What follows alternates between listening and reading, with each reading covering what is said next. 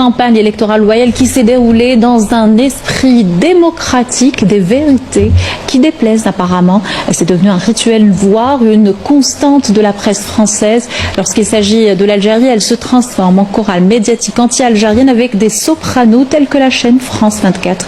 Un seul mot d'ordre, noircir le tableau en adoptant un ton alarmiste, empreint de contre-vérité. Cette chorale jette honteusement l'anathème sur toutes les transformations que connaît l'Algérie depuis l'élection du président Tebboune à la magistrature suprême, au moment où la France vit une des pages les plus noires de l'histoire de la Ve République.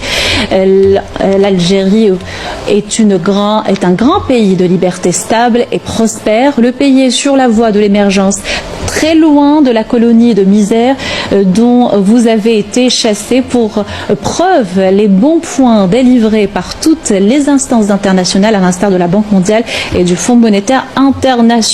Que cette chorale fasse l'effort de reconnaître que l'Algérie est beaucoup mieux lotie que la France. L'Algérie des années 2020 est un pays doté d'institutions légitimes et stables, au moment où la France est devenue un pays ingouvernable. L'Algérie est un pays qui n'a pas un centime de dette, au même moment où la France, avec plus de 3 000 milliards de dettes, figure dans le top 5 des pays les plus endettés en Europe.